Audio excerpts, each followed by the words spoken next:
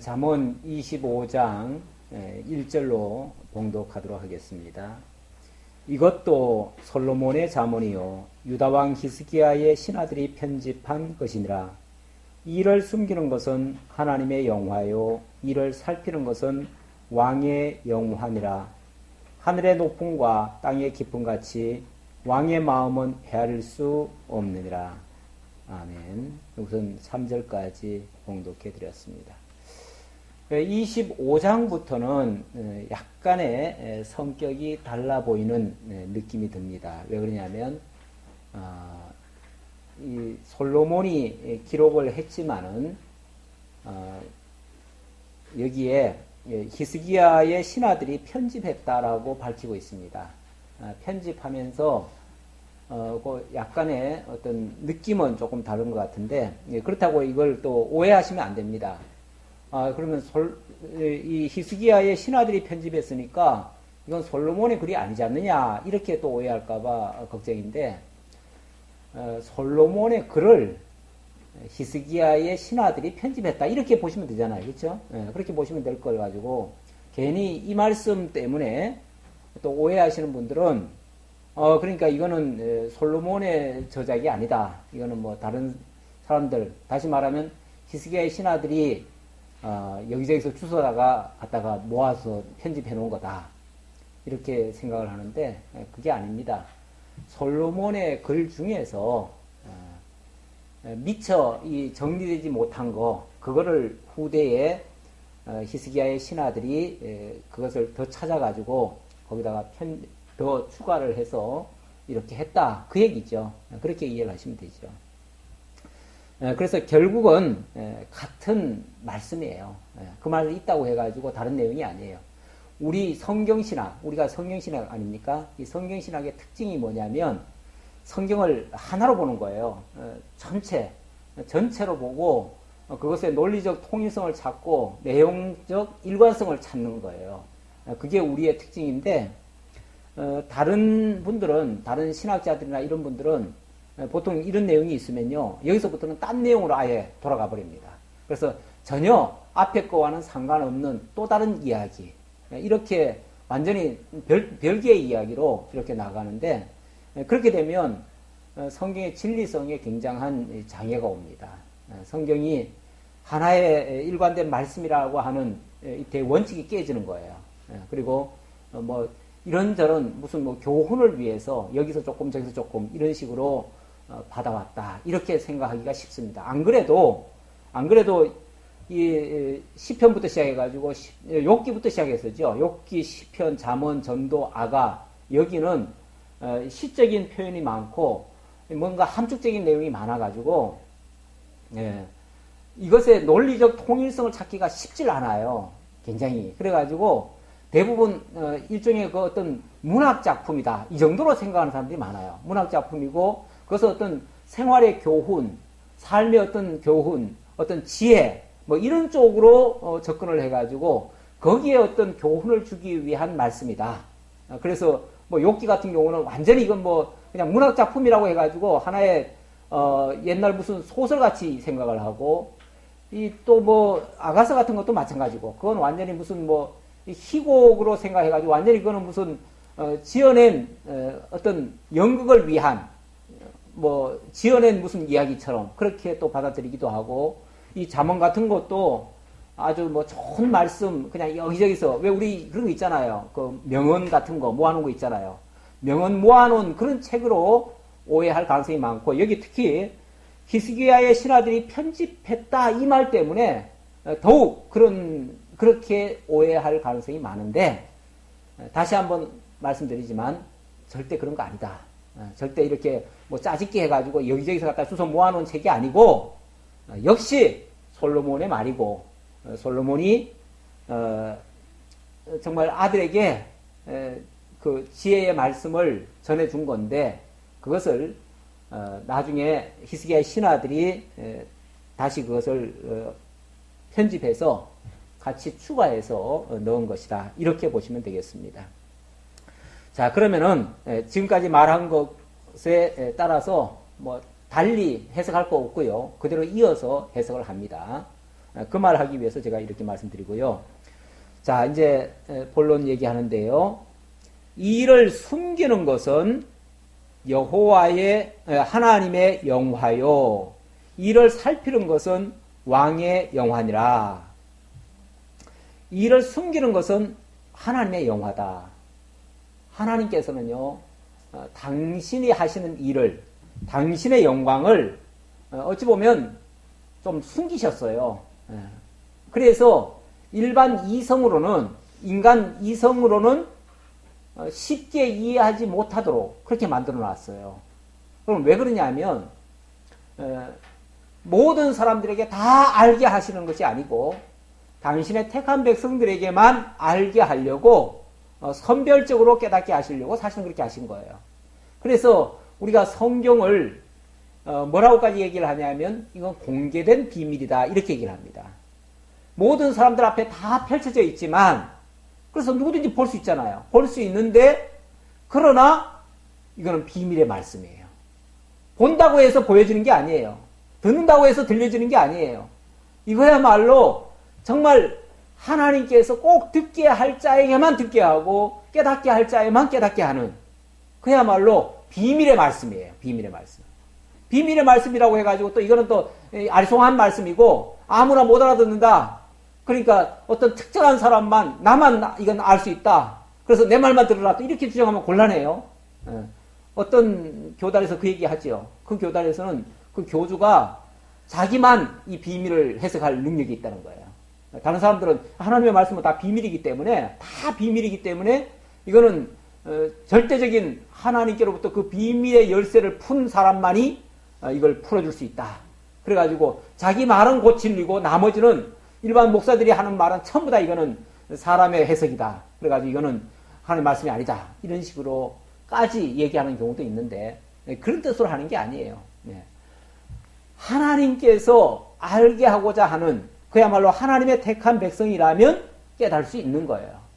그걸 누가 깨닫느냐? 그러니까 하나님 편에서는 어떤 면에서 인간에게 숨기신 거예요. 숨기신 건데, 또 인간 편에서는 그것을 또 부지런히 찾는 거죠. 찾아요. 물론 그렇다고 찾는다고 해서 찾아지는 건 아니죠. 다 아무나 찾아지는 건 아닌데, 하나님의 택한 백성이면, 하나님께서 깨닫게 하시고 은혜를 주신 자라면, 또 신학적으로 말하면 성령께서 거듭나게 하고 영이 깨어난 자는, 그런 자는 볼 수 있는 거죠. 그래서 그렇게 그것을 깨닫는다면 정말 또 영화로운 일이죠. 그래서 왕의 영화는, 이를 살피는 것은 왕의 영화라고 그랬는데, 그건 어떻게 보면 하나님의 자녀된 자의 어떻게 보면 특권이에요. 특권.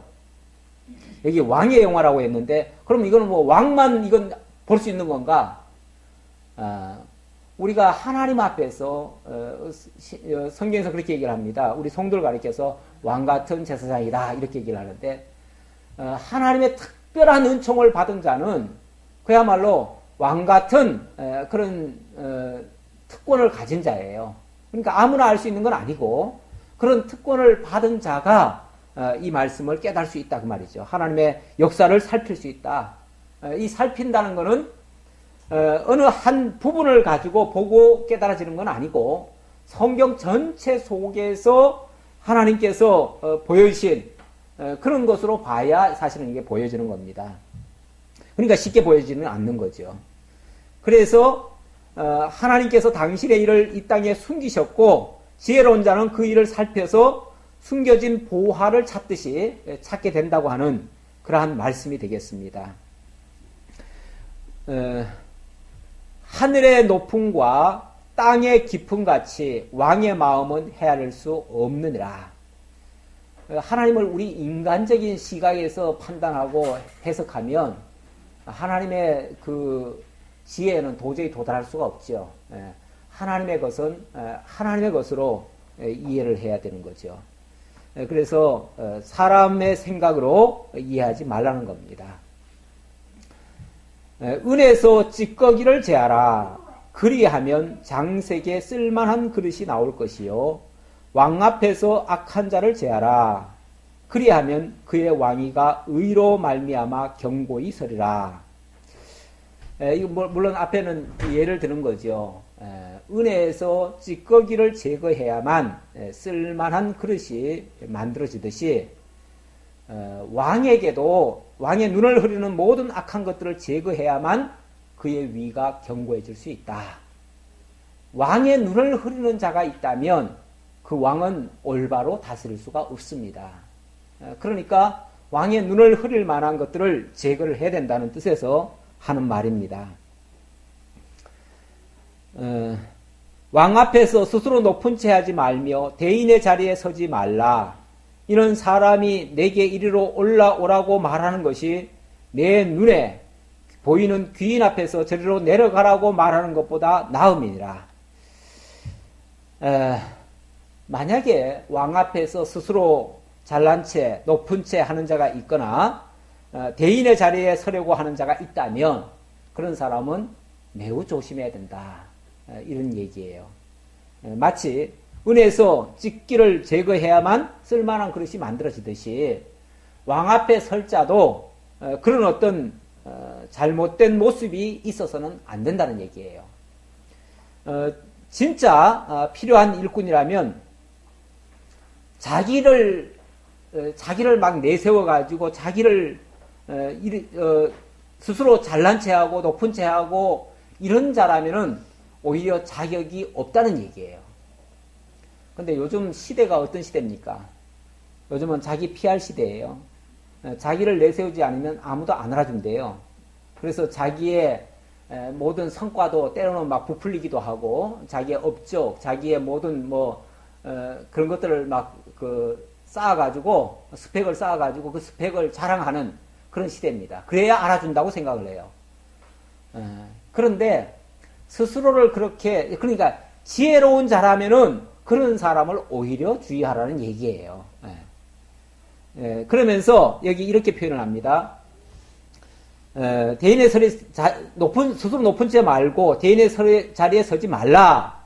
이는 사람이 내게 이리로 올라오라고 말하는 것이 내 눈에 보이는 귀인 앞에서 저리로 내려가라고 말하는 것보다 낫다.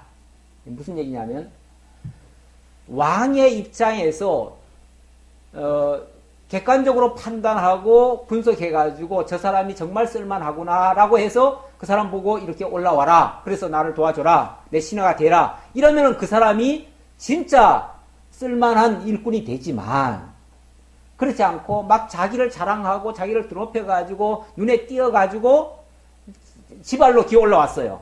그런데 왕 입장에서 봤을 때 저건 아닌데 저 잘못됐는데 라고 너는 저 아래로 내려가라. 그러면 얼마나 부끄럽냐 그 말이죠. 그래가지고는 제대로 픽업되는 게 아니다. 그 얘기예요.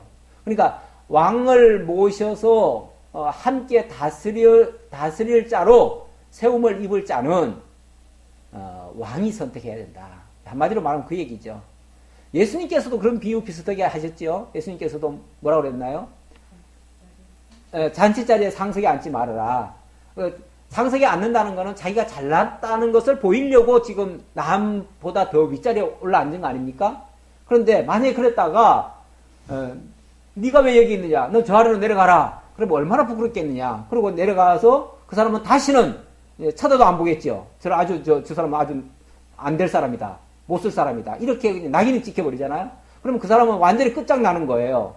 그런데 저 말석에 있다가도 그 주인이 당신 이리 올라오시라고.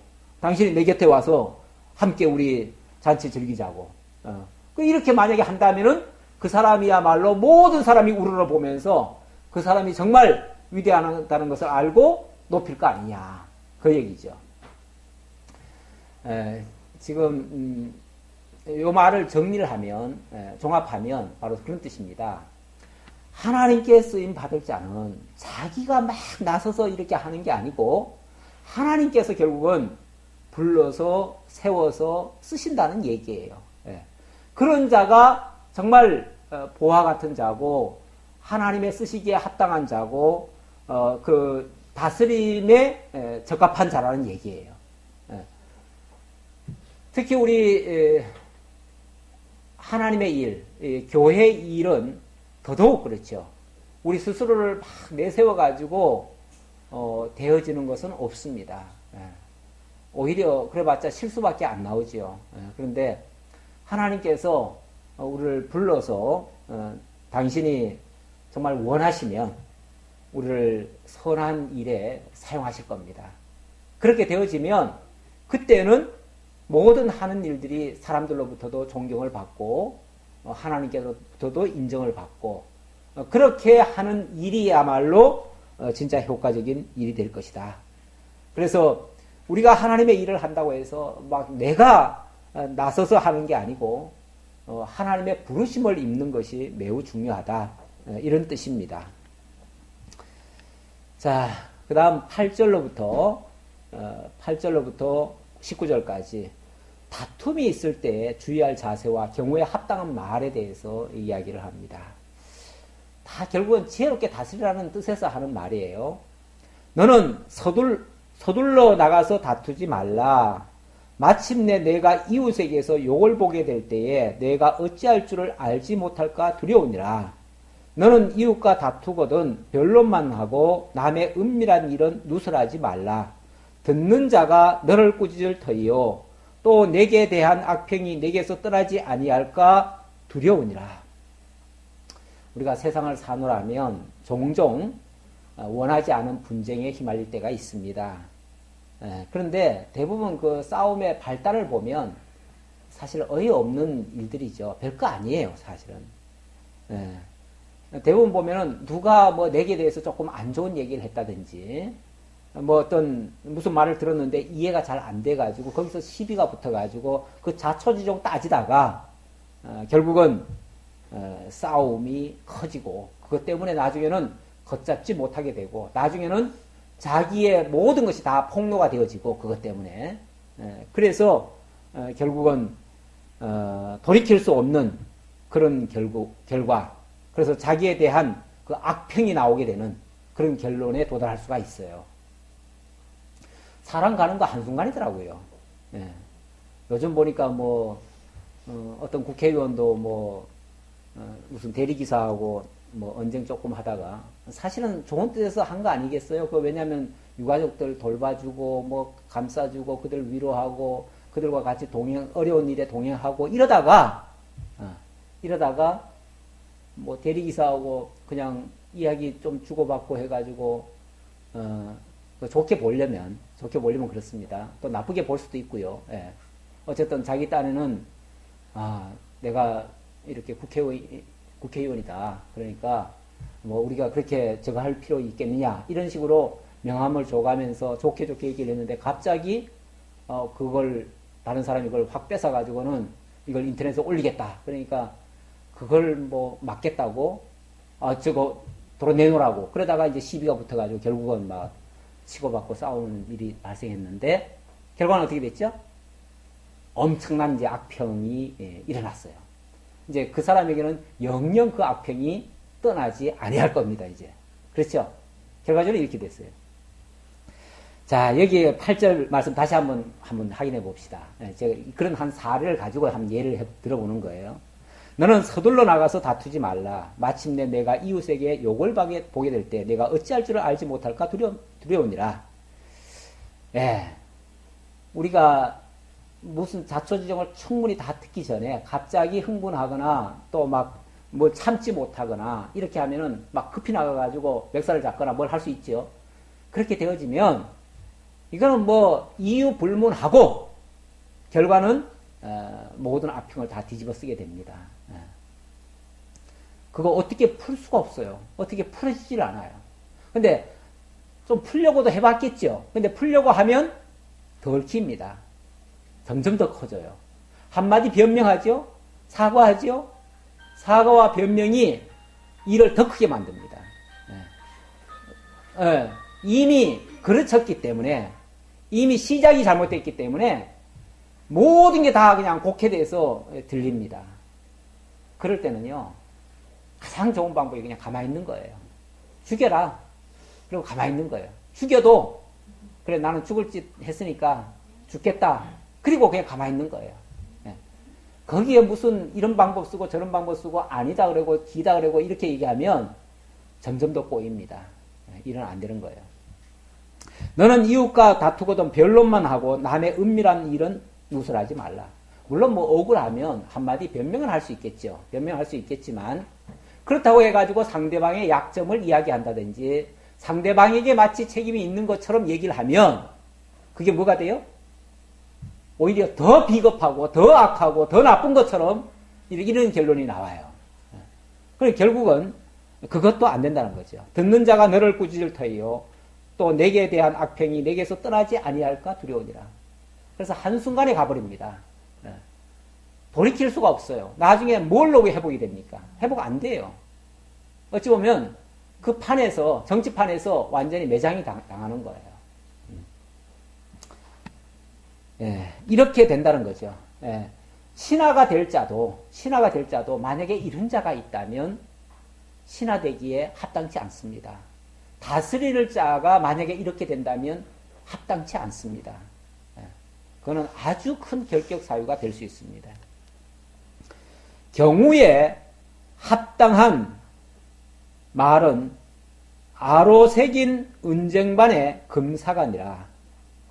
예. 슬기로운 자의 책망은 청종하는 귀의 금고리와 정금 장식이니라. 충성된 사자는 그를 보낸 이에게 마치 추수하는 날의 얼음 냉수 같아서 능히 그 주인의 마음을 시원하게 하느니라. 예, 경우에 합당한 말을 한다. 참 이게 쉬운 말이 아니죠. 우리가 말은 좋아가지고 우리가 경우에 합당한 말을 해야겠지요. 예, 경우에 합당한 말만 하면은 최고입니다. 그렇게 말할 수 있으면 모든 문제를 다 해결할 수 있습니다. 그런데 우리가 종종 말을 한다는 게 그만 홧김에 말하기도 하고 성질대로 말하기도 하고 그냥 남 부에 지르는 말도 하고 자관 이래가지고 경우에 합당한 말은 고사하고 결국은 사건을 확대시키는 말이 되어집니다. 그래서 작은 호미로 막을 걸 갖다가 나중에는 포크레인으로도 막을 수 없고 결국에는 급기야 그게 결국은 전쟁까지 일어납니다. 사실은 모든 전쟁도요. 사소한 말 한마디부터 시작합니다. 가만히 보면요. 별거 아닌 거예요. 작은 말 한마디가 조금 서로 이해가 안 되면 그게 그냥 확대해지고 그렇죠. 그제 그 싸움도 결국은 그 작은 말 때문에 된 거예요. 말이 좀 거칠었죠. 그러니까 너무 성질이 급하게 말부터 하고 또 상대방에 대한 의심 때문에 그 말이 거칠어진 거는 의심 때문에 그렇습니다. 의심을 하다 보니까 서로 간에 아주 긴장을 해가지고 그렇게 말을 한 거죠. 그런데 이 경우에 합당한 말을 한다는 거는요. 사실은 상대방이 무슨 말을 할 때 충분히 다 들어줄 때 나올 수 있는 겁니다. 다 들어주고 먼저 이해를 하는 겁니다. 왜 그런 말을 하는지, 왜 그렇게 행동하는지. 그리고 거기에 합당한 말을 해주면 그거는 누구든지 다 설득할 수 있습니다. 누구든지 다 설득이 됩니다. 물론 뭐 제가 이론적으로 얘기하는 거니까 실제로는 절대 안 될 수도 있어요. 힘들 수도 있어요. 하지만 우리는 이제 원리를 배워야 자관 뭐 한번 실험이라도 해보는 거니까 실습이라도 해보는 거니까 그렇게 해보자고요. 충분히 상대방의 말을 들어주고 이해해 주려고 애를 쓰고 그렇게 해보자는 거죠.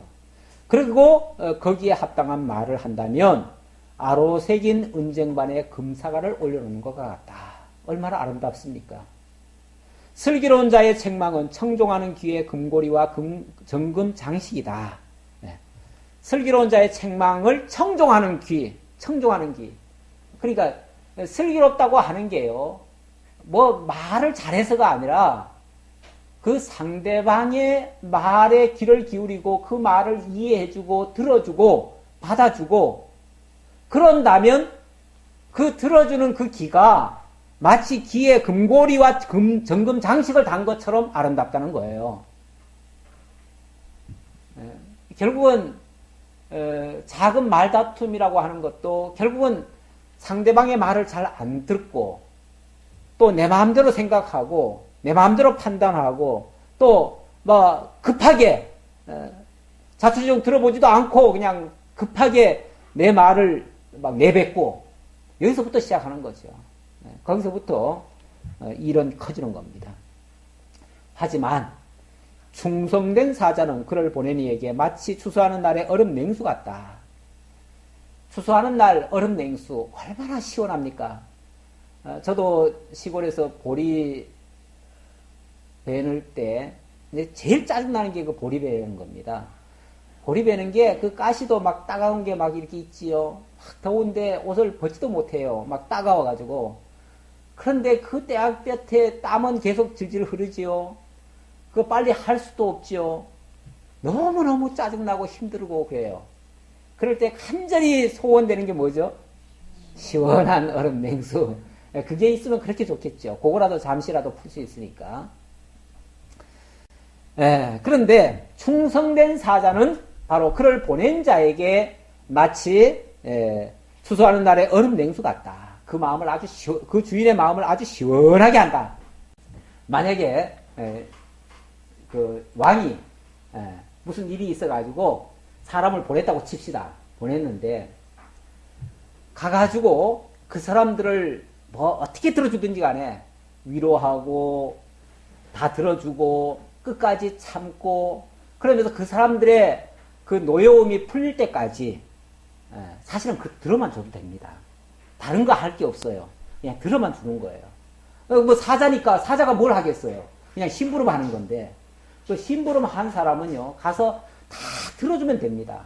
그러면은 아무리 그 강단이 크고 그런 사람도요 웬만하면 다 누그러집니다. 누그러지는데 가만히 보면은 정부의 대표로 온 사람이나 뭐 어디 어느 당의 대표로 온 사람도 가만히 보면은 성질만 북돋아 놓고 가. 도저히 못 들어주겠다는 거예요. 안 된다는 거예요. 무조건 안 된다는 거예요. 안 된다면 어쩌자는 거예요. 아니 안 된다고 할 수도 있어요. 물론 안 되는 건 안 될 수도 있겠죠. 그러나 일단은 다 들어줘야죠. 일단은 만나줘야죠. 일단은 뭐 얘기를 해야죠. 그런데 안 들어주고 이러면은 마음이 막 다 접히는 거죠. 상처를 입는 거죠. 그러면은 보낸 주인에게 마음을 시원하게 하는 게 아니라 모든 사람을 더 답답하게 만드는 거죠. 예. 이제 사자가, 다시 말하면 신하가 어떤 자세로 해야 되느냐를 지금 얘기하는 거예요. 예. 선물한다고 거짓 자랑하는 자, 비없는 구름과 바람 같다. 비없는 구름, 비없는 바람, 이거는 약 올리는 거죠. 이제 비가 오니까, 구름이 이렇게 오니까, 이제 곧 비가 오겠지. 이제 시원함이 이제 풀리겠지. 기대하는데, 와가지고는 전혀, 그러니까 선물하러 왔다고 해놓고도 선물도 안 줘요. 다시 말하면은. 그리고 그냥 비도 올 것처럼, 그러니까 비가 곧 선물인데, 비가 올 것 같이 하면서 비를 안 줘. 그리고 딴 얘기만 하고 있어요. 자기 자랑이나 얘기하고 있어요. 자기 할 말만 하고 가요. 그러면 성질나지요. 그거는 안 온 것만도 못하지요. 전혀 도움이 안 되지요. 그런 뜻으로 이해해 보고요. 오래 참으면 간원도 설득할 수 있나니 부드러운 혀는 뼈를 꺾느니라. 오래 참으면 간원도 설득할 수 있어요. 원래 제일 말 안 듣는 사람이 누구죠? 뭐 요즘은 하나님도 못 말리는 사람이 있다고 그래요. 하나님도 못 말리는 사람이 목사라고 그래요. 목사의 주장이 제일 세가지고 목사는 뭐 웬만한 사람은 못 말리고 하나님도 결국 손들었어요. 근데 세상적으로 보면 이 간원들은 정말 이거 못 말리는 사람들이에요. 왜냐하면 그 사람들은 이 권위의식이 있잖아요. 자기가 윗사람이라는 게 있잖아요. 그러니까 아랫사람들 상대를요, 그냥 이렇게 낮은 자리에 내려가서 상대하는 게 아니고요. 윗자리에서 마치 군림하듯이 상대를 해요. 그러니까 아예 대화 자체가 안 돼요. 그런 대화도 안 되는 사람을 설득한다? 이거 거의 힘들어요. 이거 거의 불가능에 가까워요. 그런데 어떤 경우 그게 가능한가? 지금 그 얘기를 하는 거죠. 오래 참으면 간원까지도 설득할 수 있다. 오래 참는다. 다시 말하면 끝까지 그냥 뭐 못해주더라도 그냥 끝까지 참는 거예요. 이번에 그 이주영 장관이라는 분이 있죠. 그분이 참 대단하십니다. 그분이 수염 이렇게 기르면서 아직까지 그 팽목항에 그냥 있잖아요. 해양수산부 장관. 그 사고 난 그날부터 지금까지 팽목항을 떠나지 않고 아직까지 그대로 있습니다. 물론 뭐 장관이 왜 거기만 가 있느냐 그러는데 끝까지 참는 거예요. 별의별 소리 다 들어요. 뭐 중간에 온갖 소리 다 들었지요. 그래서 뭐 잘릴 뻔도 했는데 그것 때문에 그 사람들 마음을 누그러뜨렸어요. 많이 누그러뜨렸어요. 그래가지고 그 사람 자를 수가 없어요. 그러니까 이름이라도 걸어 놔두는 거야. 걸어 놔두고 그 사람은 그냥 수염 기르면서 그냥 그 옆에서 그냥 같이 있는 거예요. 그냥 뭐 다른 거 하는 거 없어요. 아무것도 할 게 없어요. 사실은 또 할 것도 없고 그냥 그 옆에서 죽치고 있는 거예요. 오래 참는 거예요.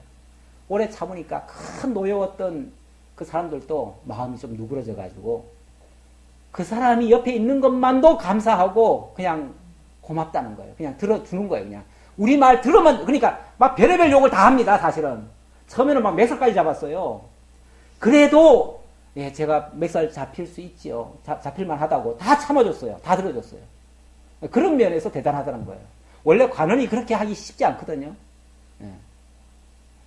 어느 시장은 뭐 자기한테 계란 뿌렸다고 고발했잖아요.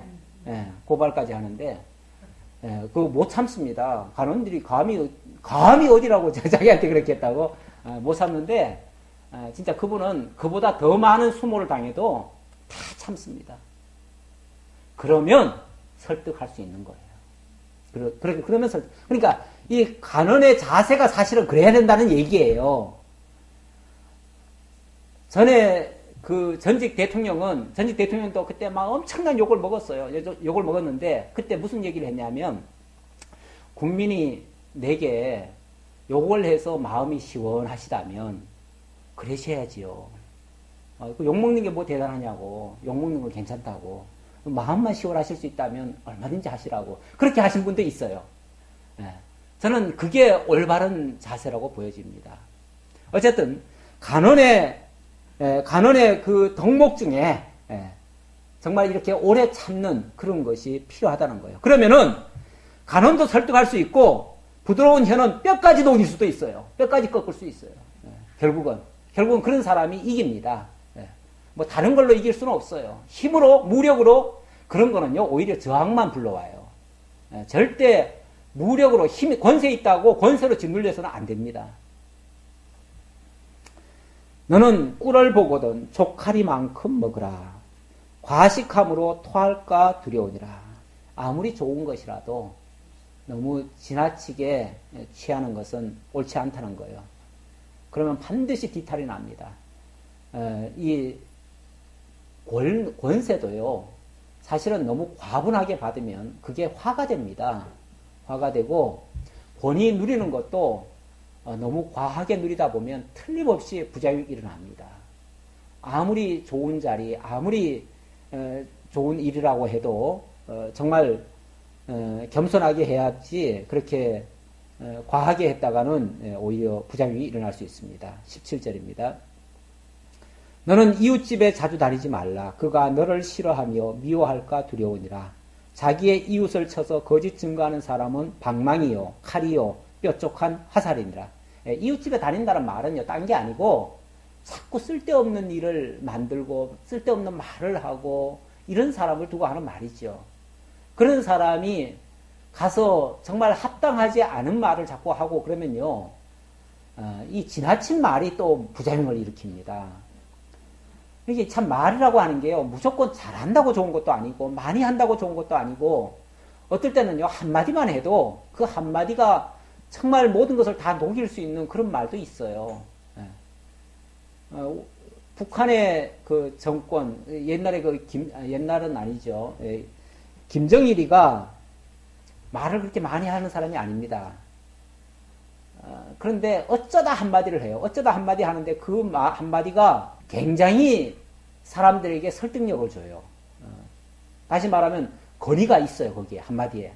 그 한마디가 뭐냐면 그냥 손 들고 영광 있으라. 그 말 한마디예요. 다른 거 하나도 없어요. 그 사람 연설 아무것도 없습니다. 그냥 그 한마디예요. 그 한마디인데 그 한마디에 사람들이 막 껍벅 죽지요. 물론 뭐 그 정권은 그러니까 그렇겠지만 많은 말이 사람을 설득하는 건 아니다라는 측면에서 하는 말이에요. 그리고 말을 많이 하다 보면 또 쓸데없는 말을 또 하게 되고 그래서 오히려 사람이 좋은 말, 쓸데있는 말은요 많이 해도 그것이 다 남는 게 아닙니다. 그렇죠? 그거 다 남는 게 아니고 쓸데없는 말은 어쩌다가 한 번 나왔는데 그거는 그냥 우리 가슴에 콱 들이박히죠. 그래가지고 그거는 절대 안 잊어먹죠. 그러니까 10마디 좋은 말 한마디, 10마디 하고 한마디 나쁜 말을 했을 뿐인데 10마디 좋은 말 한 거는 하나도 기억이 안 나고 한마디 나쁜 말이 그냥 콱 와닿아가지고 아주 몹쓸 사람이 돼버리죠. 그러니 정말 말이라고 하는 게 심사숙고를 해야 됩니다.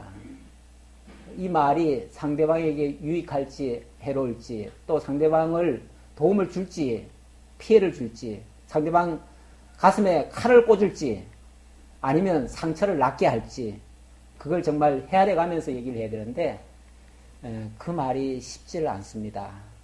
그래서 좀 더 지혜로워야 할 필요가 있는 거죠. 지금 여기 만약에 자기의 이웃을 쳐서 거짓 증거하는 사람이 있다면 그 사람의 말은 뭐라고요? 방망이요, 칼이요, 뾰족한 화살입니다. 얼마나 사람을 괴롭히고 결국은 죽게 하는 방망이로 치면 죽지요. 그렇게 하는 말이 될 수도 있다는 겁니다. 환난 날에 진실하지 못한 자를 의뢰하는 것은 부러진 이와 위골된 발 같으니라. 부러진 이, 위골된 발 아무짝에도 못 쓰죠. 오히려 걸리적거리죠. 그런 것은 없는 것만도 못할 수도 있어요. 그런데 환난 날에 진실하지 못한 자라면 바로 그런 자와 같다. 그런 사람을 의지했다가는 오히려 환난을 피하는 게 아니라 환난을 더 당하지요. 무슨 문제 하나 불거져가지고 그 문제 좀 해결하라고 사람을 보내놨더니 오히려 들쑤셔가지고 더 문제를 커지게 만드는 그런 경우도 생기죠. 그러니까 이 왕이 사실은 혼자 다스리는 게 아닙니다. 왕이 뭐 어떻게 나라를 다 혼자 다스리겠어요. 당연히 사람을 써가지고 그 사람을 통해서 백성을 다스려가는데 정말 성질 급하고 뭐 말 막 함부로 거칠게 하고 또 행동 좀 이렇게 침착하지 못한 사람 만약에 썼다가는 그 사람을 통해서 왕의 마음이 시원하고 편하고 또 안전하게 백성을 다스리는 게 아니라 그 사람 보내놓고 안절부절이에요. 저놈이 가가지고 또 무슨 사고 치고 오지 않을까? 일을 더 그르치지 않을까? 모든 걸 다 망가뜨리지 않을까? 실제로 가가지고 부해나 지르고 오고 이런 경우도 있어요. 그래가지고 해결을 하는 게 아니라 계속 그냥 일이 더 꼬이는 거죠. 이런 경우 이거는 정말 백성을 잘 못 다스리는 겁니다. 거기에 대한 모든 책임은 최종적으로 누구에게 갑니까? 왕에게 가요. 왕에게 그 책임이 가요. 그러니까 결국은 왕이 사람을 잘못 쓴 거예요. 그렇죠? 사람을 잘못 쓴 거예요. 잘못 썼으니까 책임은 당연히 왕에게 갈 수밖에 없는 거예요. 그러니까 결국은 정말 합당한 사람, 지혜로운 사람, 결국 지혜로운 사람을 찾아야 돼요. 지혜로운 사람을 찾아야 되는데 미련한 자, 어리석은 자, 이런 자를 만약에 세워놓으면 완전히 엉망진창이 되는 거죠. 한마디로. 거기다가 권위나 부리려고 하고 이런 사람 세워놓으면 진짜 골치 아픕니다. 20절입니다.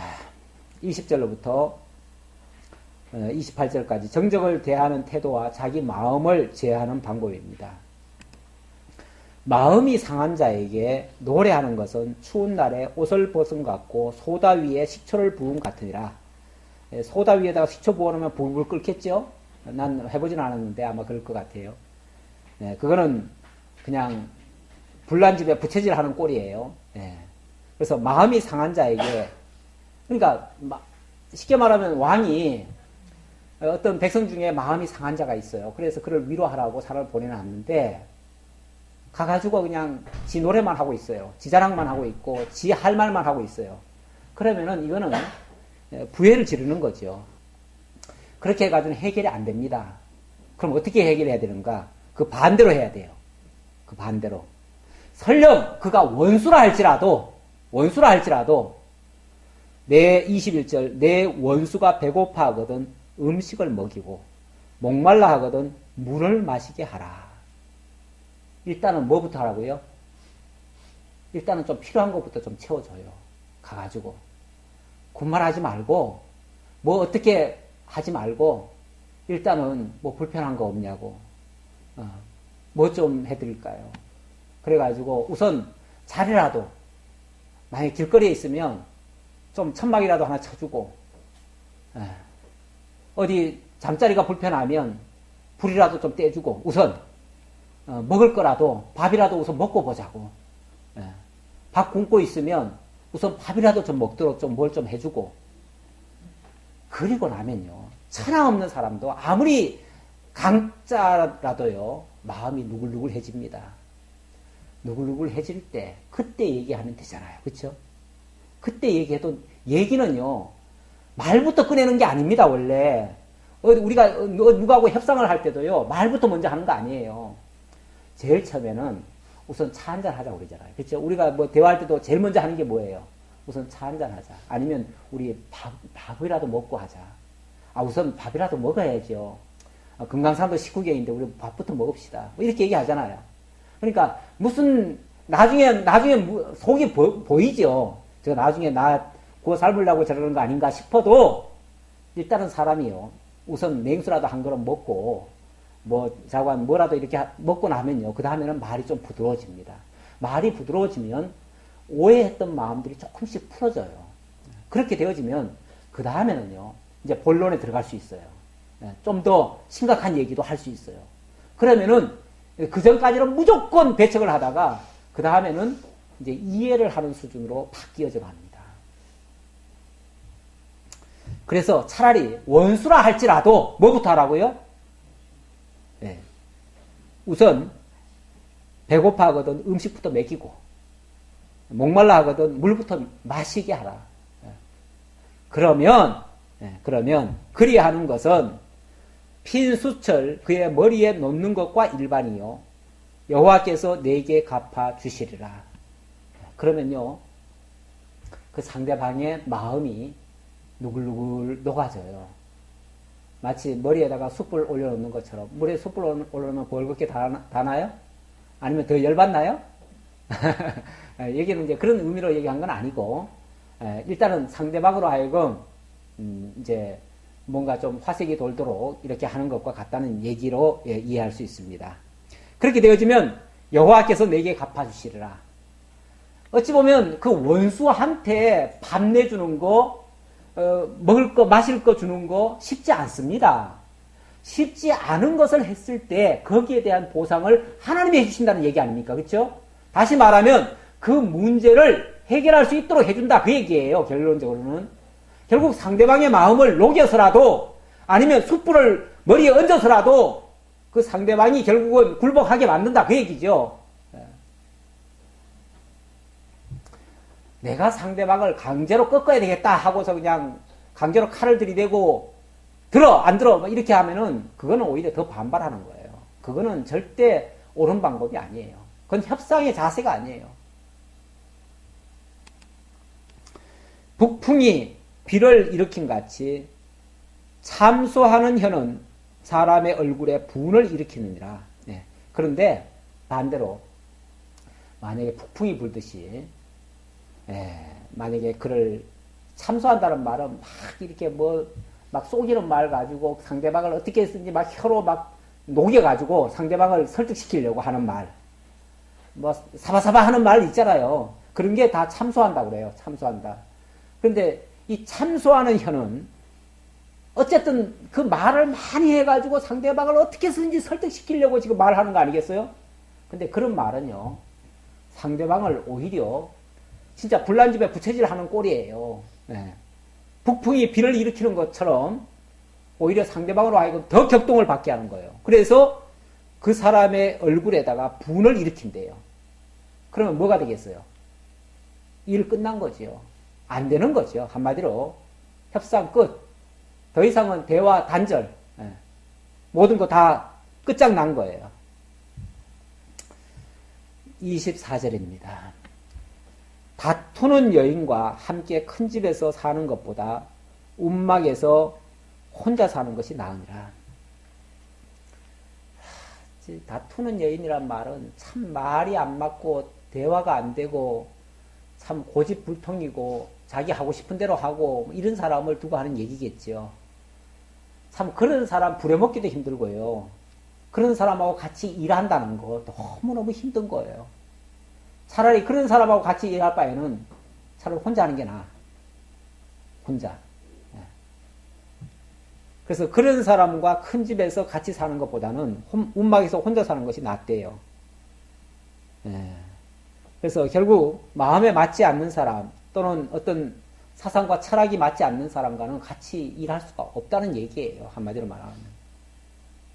먼 땅에서 오는 좋은 기별은 목마른 사람에게 냉수와 같으니라.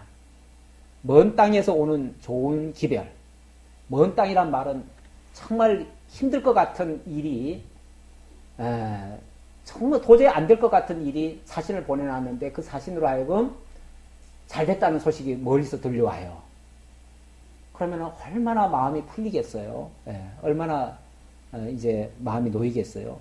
그래서 목마른 사람에게, 다시 말하면 좋은 소식을 기다리던 사람에게 아주 냉수와 같이 아주 시원하게 된다는 거죠. 의인이 악인의 앞에 굴복하는 것은 우물이 흐려짐과 샘이 더러짐과 같으니라. 우리가 뭐 이런 말을 잘못하면은 그럼 뭐 상대방한테 악인한테 가서 또 뭐 무조건 굴복하라는 얘기인가? 무조건 뭐 가서 빌으라는 얘기인가? 내 걸 다 포기하라는 얘기인가? 그런 건 아니죠. 진리를 포기하거나 정의를 버리거나 이러면 안 되는 거죠. 협상한다고 해가지고 무조건 굴복하라는 얘기는 아니에요. 원칙을 가지고 하되 그 상대방의 마음을 녹이고 그를 설득하기 위해서 지혜롭게 처신하라는 얘기지. 그리고 정말 불필요한 말 하지 말고 쓸만한 하고 정말 그 상대방을 위하는 것처럼 이렇게 하라는 거지. 그렇다고 양보하라는 얘기가 아니에요. 진리 양보해서는 안 돼요. 우리가 어떠한 경우에도 포기하지 말아야 될 거는 있어요. 그거는 진리예요. 우리가 안 믿는 사람들하고도 가능하면은 사이좋게 지내야지요. 사이좋게 지내기 위해서 때로는 정말 말도 안 되는 것도 우리가 좀 들어주잖아요. 그렇죠? 들어주고 또 그들과 가능하면 그들과 같이 해줍니다. 동행을 해줘요. 해주는데 만약에 그들이 너 이제 예수 믿지 마라. 만약 이렇게 나온다면 그거야 어떻게 우리가 들어주겠어요. 들어줄 걸 들어줘야지. 우리 생명까지 버리라는 얘기는 할 수 없잖아요. 그러니까 포기하라는 것도 무조건 다 포기하라는 얘기는 아니에요. 그러니까 의인이 악인 앞에 굴복하는 것은 우물이 흐려지고 샘이 더러워진 것 같아요. 그거는 아예 근본을 잃어버리는 거예요. 그러니까 그렇게 해서는 안 되고 오히려 다른 걸 다 모든 편의를 제공하면서 진짜 중요한 거는 간절시키는 게 진짜 지혜로운 자지요. 그렇잖아요? 진짜 그러니까 정작 내가 얻고자 하는 게 있다면 나머지 것은요 다 양보해줘야 돼. 사실은 양보해줘야 돼. 쓸데없는 거 그냥 명목상으로 뭐 겉으로 드러나는 거 이런 것들은 양보해줄 필요도 있어요. 그런데 보면은요 별스럽지 않은 거 가지고 그냥 싸우느라고 정작 중요한 거는 다 놓치는 경우가 있어요. 보면은 맨날 그 여야 간에도 싸우는데 가만히 보면은 진짜 본질을 붙잡고 싸우는 게 아니에요. 무슨 뭐 누가 어떻게 뭐 말을 했느니 욕을 했느니 뭐 이런 거 가지고 지금 싸우고 있어요. 그게 무슨 문제예요. 욕을 했으면 어떻고 안 했으면 어떻고 그게 무슨 싸움거리냐고요. 하기야 뭐 시비는 어차피 거기서 나왔으니까 싸우긴 싸워야겠지만 그러나 정작 중요한 거는 놓치지 말아야죠. 그거는 포기하지 말아야 되고, 그거는 끝까지 관철시켜야 돼요. 사실은 우리가 여야를 만들어 놨으면요, 싸우라는 거예요. 원칙은. 싸우라는 거예요. 싸우라고 만들어놨지, 그럼 뭐, 안 싸울 것 같으면 한 당만 만들어야죠. 중국이나 북한은 공산당이 일당이잖아요. 일당이기 때문에 거기는 싸울 일이 없어요. 만장일치예요. 그래서 항상 100% 투표에 100% 찬성으로 나와요. 거기 1% 나오면 그 사람은 사형이에요. 그렇기 때문에 1%도 반대가 없어요. 그렇게 하려면 한 당만 찍어주셔야 돼. 절대 두 당 만들어 놓으면 안 돼요. 근데 그렇게 되면 이제 독재가 되는 거죠. 독재가 되는 건데, 어차피 양당으로 만들어 놨다는 거는 싸우라는 거예요. 싸우는데 우리가 직접 싸우기는 힘들잖아요. 그러니까 우리 대신 싸워달라고 보내놓은 거예요. 그러니까 치열하게 싸워야 돼요. 싸우는 게 잘못된 게 아닙니다. 우리는 뭐 맨날 저놈들은 맨날 먹고 싸우는 게 일이야 그러는데, 싸우는 게 일이에요. 원래 싸우려고 거기 간 거예요. 우리 대신 싸우라고. 그러니까 그런 건 욕하지 마시고, 다만 쓸데없는 거 가지고 싸우는 거는 정말 꼴불견이에요. 정말 중요한 걸 붙들고 싸워야 돼요. 중요한 거. 절대 놓치지 말아야 될 가치. 그런 걸 위해서는 싸워야 돼요. 우리 신앙도 마찬가지입니다. 우리 신앙도 교회에서 가만히 보면은 정말 별거 아닌 거 가지고 시비가 붙어요. 정말 해도 되고 안 해도 되고 있어도 되고 그만 없어도 그만인 거. 그런 거 가지고 보면은 우리가 자꾸 시비가 붙는 경우가 있어요. 근데 그런 거는요, 교회에 아무런 유익도 안 되고 어느 누구에게도 유익이 안 돼요. 그런데 정말 우리가 지켜야 될 아주 소중한 가치가 있어요. 그거는 우리가 어떤 경우에도 양보해서는 안 될 부분이에요. 그러니까 차라리 다른 부분은 그냥 좀 손해봐요. 손해보고 좀 양보하고 다 하더라도 진짜 지켜야 될 거는 끝까지 지킬 수 있는 그런 옹거집 같은 것도 사실 좀 필요합니다.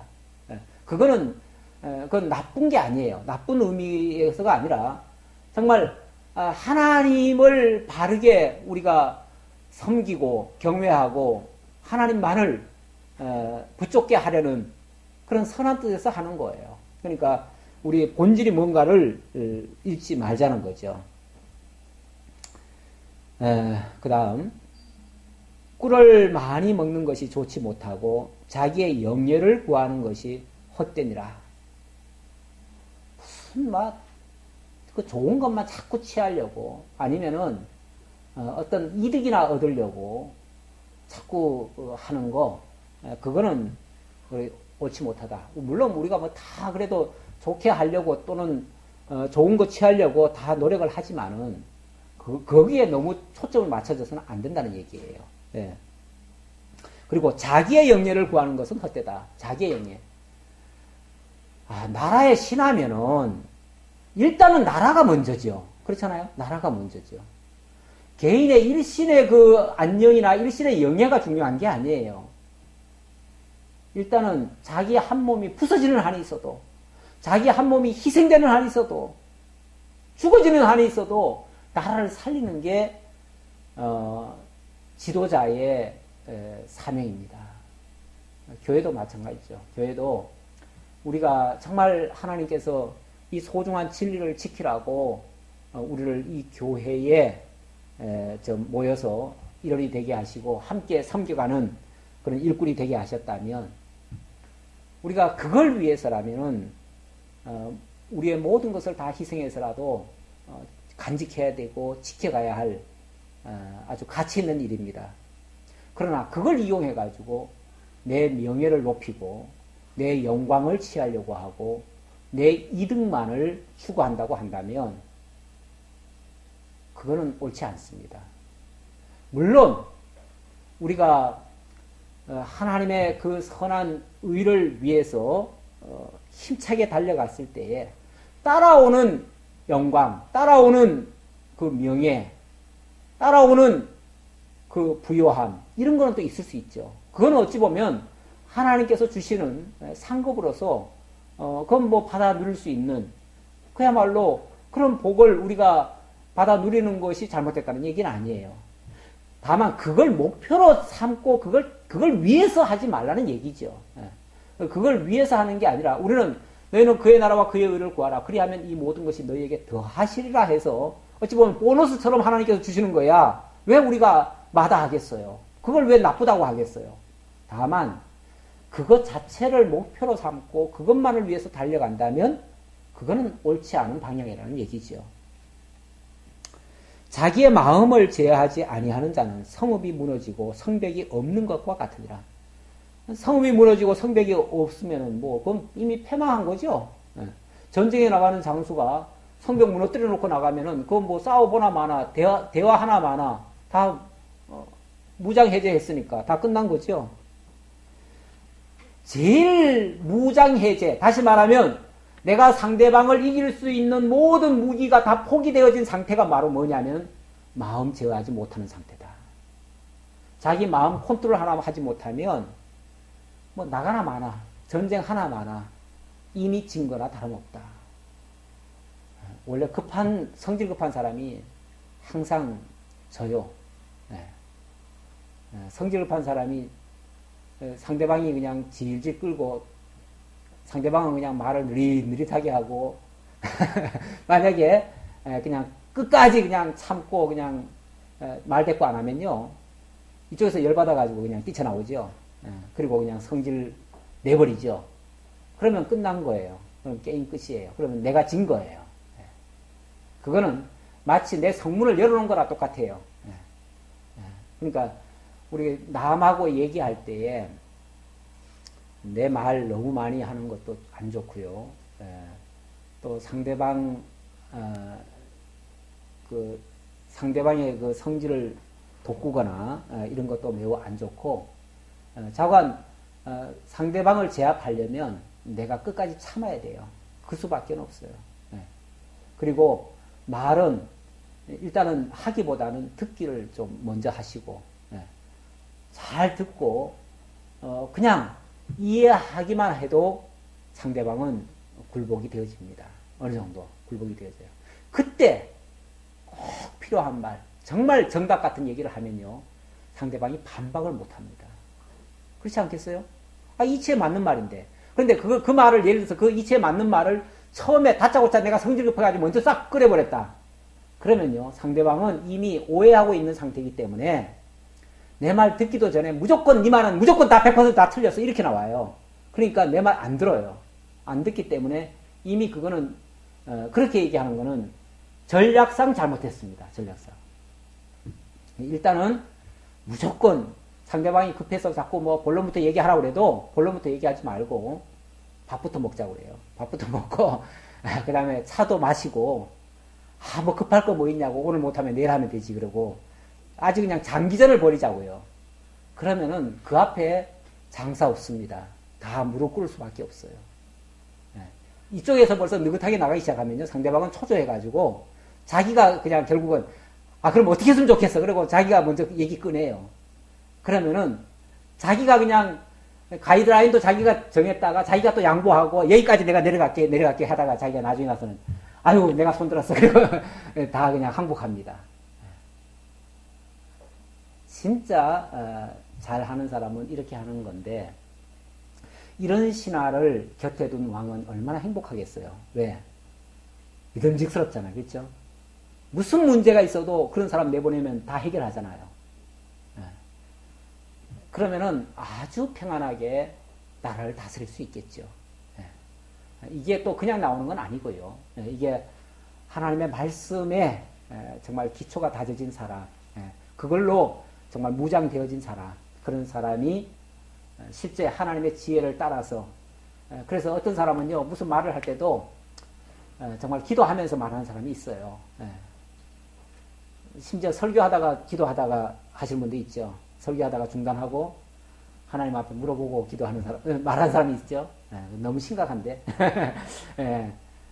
그만큼 신중하면 상대방은 그러니까 이 대화 때는 그럴 필요가 있어요. 무슨 말을 할 때 정말 몇 번 생각하고 상대방 입장 헤아리고 상대방에게 상처 안 되게끔 아무리 원수라 할지라도 어쨌든 내 파트너잖아요. 그렇죠? 내 대화 파트너잖아요. 내 상대잖아요. 상대는 그 인격적으로 대우를 해줘야 돼요. 일단은 대우를 해줘야 돼요. 아무리 원수라도. 우리나라 북한하고 대화할 때 보면 내가 진짜 답답해요. 어떨 때 보면은. 성질만 북돋우다가 그냥 서로 헤어지더라고요. 예. 그런데 진짜 서로 인정해줘야 돼요. 상대방의 그 입장, 그 처지, 그 형편. 그 사람들도 북한에서 내려와가지고 자기 말 못하고 그 북한에 지령받아가지고 얘기하려면 얼마나 힘들겠어요. 그것 좀 헤아려 줘야죠. 정말 힘드시죠. 이래가면서, 예, 그래가면서, 그냥 끝까지 다 들어줄 것처럼 얘기하면서, 그러면서 자기 할 말 끝까지 다 하면 최고죠. 예, 그렇게 하면 상대방 설득시키고 상대방도 꼼짝 못하고 결국은 따라올 수밖에 없는, 이렇게 하는 것이 진짜 설득입니다. 예, 자관 이런 지혜자들이 다 되어서 우리 교회도 정말 아름답게 세워져가는 하나님의 집이 되었으면 좋겠습니다. 아버지 하나님 감사합니다. 우리에게 항상 지혜롭게 하나님의 집을 다스려 가라고 일찍이 솔로몬을 통해서 아들에게 훈계한 말씀, 오늘 우리도 귀담아 들었습니다. 아버지 하나님, 지혜롭지 못하면 급한 마음에 정말 달려가듯이 말을 내뱉고 그렇게 해서 모든 일을 그르치는 이런 일도 많다고 했습니다. 아버지 하나님, 정말 아로새긴 은쟁반의 금구슬 같은 합당한 말, 정말 꼭 필요한 말, 상대방의 모든 것을 다 녹일 수 있는 말, 그런 말을 할 수 있는 참 지혜자들 다 될 수 있도록 인도하시고, 그렇게 해서 하나님의 집이 아름답게 발전되어져 갈 수 있도록 하나님 역사해 주옵소서. 함께 해 주심을 감사드리옵고 예수님의 이름으로 기도하옵나이다. 아멘.